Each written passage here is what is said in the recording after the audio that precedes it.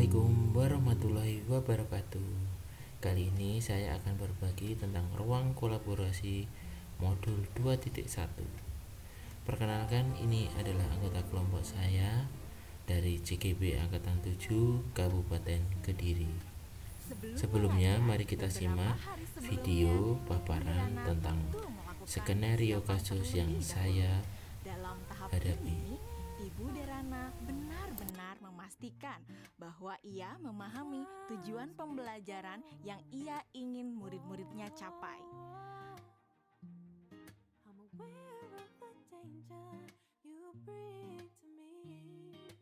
Kemudian, Ibu Derana mempersiapkan bahan dan sumber belajar yang berusaha ia sesuaikan dengan kebutuhan belajar murid-muridnya.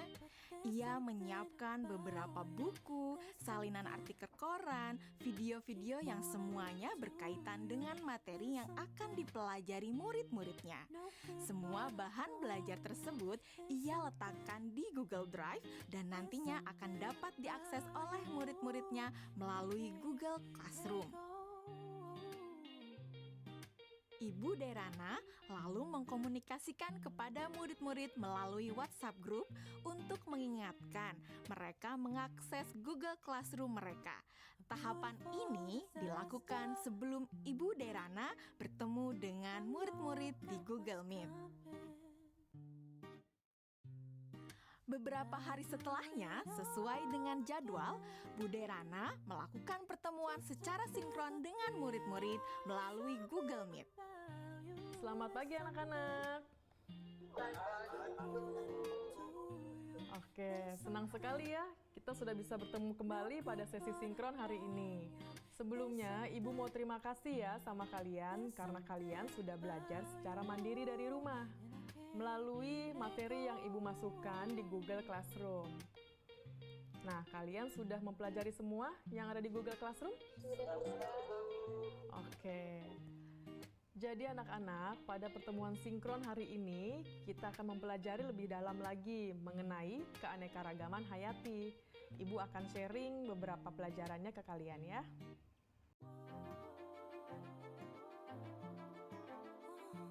Nah, anak-anak, sekarang Ibu ada pertanyaan.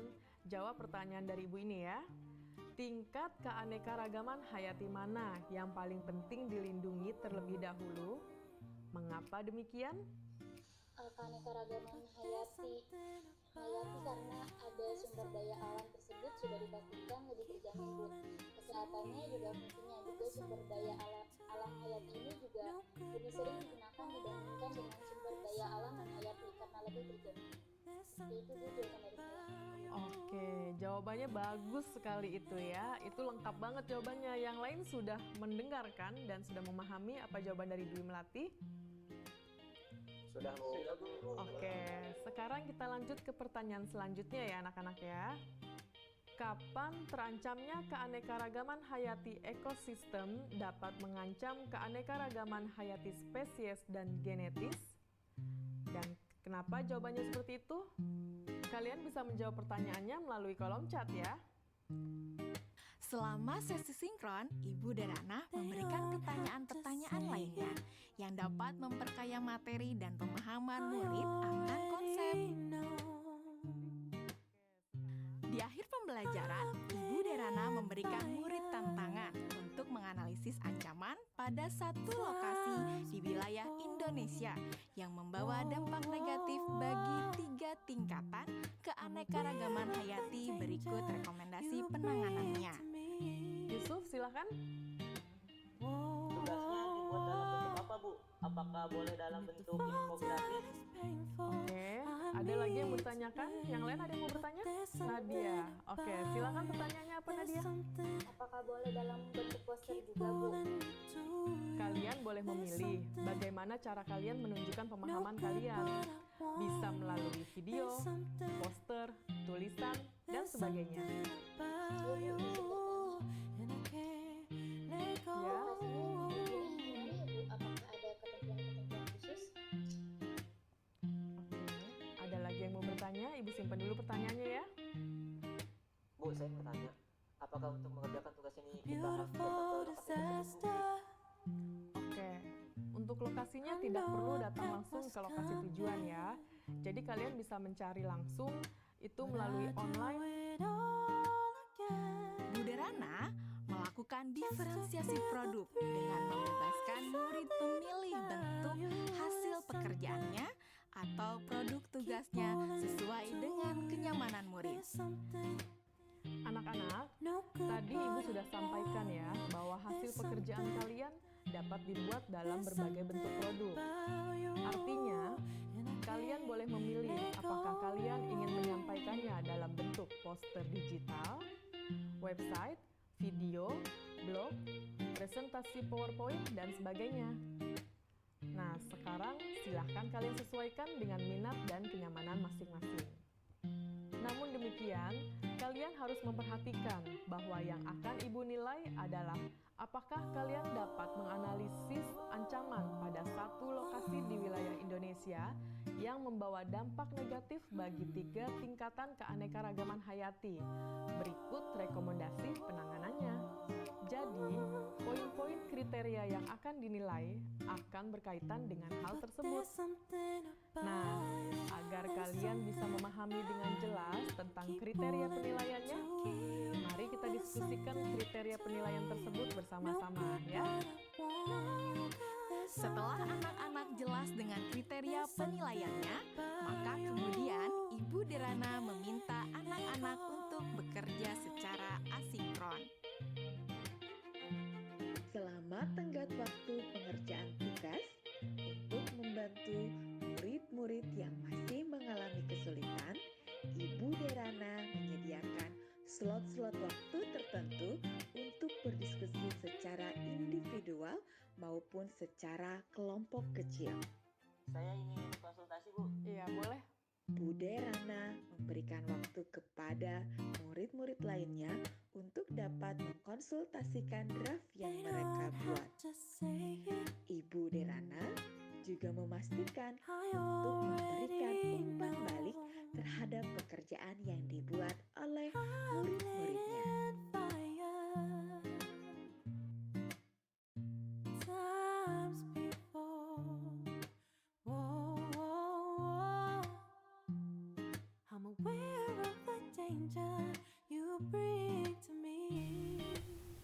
Pada soal pertama, hasil dari kegiatan diskusi kami yaitu kebutuhan belajar berdasarkan kesiapan belajar. Ibu Derana menggunakan metode pembelajaran flip learning, di mana Ibu Derana menyiapkan bahan-bahan sumber belajar yang begitu atraktif dalam pembelajaran. Di sini bisa kita simak Ibu Derana menggunakan berbagai macam sumber. Yang kedua, kebutuhan belajar berdasarkan minat, yaitu Ibu Derana memunculkan minat berstatistik dengan menciptakan kesempatan-kesempatan belajar di mana murid dapat memecahkan persoalan.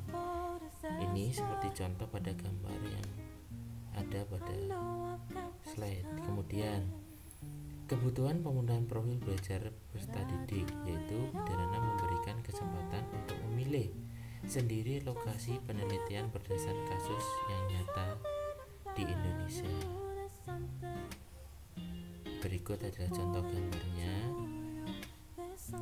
Selanjutnya, di mana sebelum pertemuan daring dengan Bu Guru, Bu Derana menemukan pertanyaan pemandu, diskusi daring, kemudian menggunakan metode flip learning.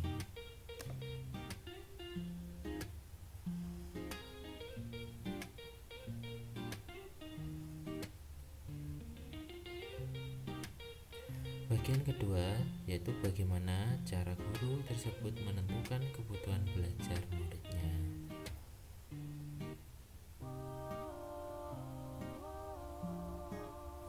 Yang ketiga, strategi pembelajaran berdiferensiasi apa yang digunakan, yaitu pertama, berdiferensiasi konten, yaitu tahapan pembelajaran ini Bu Derana sangat memperhatikan kesiapan belajar peserta didik seperti minat belajar dan profil pelajar. Contohnya seperti gambar. Kemudian yang kedua adalah berdiferensi proses, di mana tahap ini Ibu Darena memperhatikan sekalian proses pembelajaran sesuai dengan yang sudah disampaikan pada sesi persepsi, sehingga tujuan pembelajaran bisa dicapai dengan maksimal. Contohnya melalui WhatsApp group atau menggunakan Google Classroom. Yang terakhir, berdiferensi produk, di mana Ibu Darena membuat kesepakatan kelas bahwa terkait dengan produk hasil pembelajaran peserta didik diberikan kesempatan untuk memilih atau menciptakan produk sesuai dengan minat belajar. Di sini Ibu Darena membebaskan murid dalam menggunakan hasilnya. Keempat, bagaimana guru tersebut melakukan penilaian? Di sini kami menilai menggunakan dua, yaitu penilaian project dan penilaian assessment of learning. Keduanya mendapatkan melalui tugas yang diberikan secara daring dalam bentuk digital, dan hasilnya akan menemukan berbagai macam hasil dari kreatif siswa masing-masing. Wassalamualaikum warahmatullahi wabarakatuh.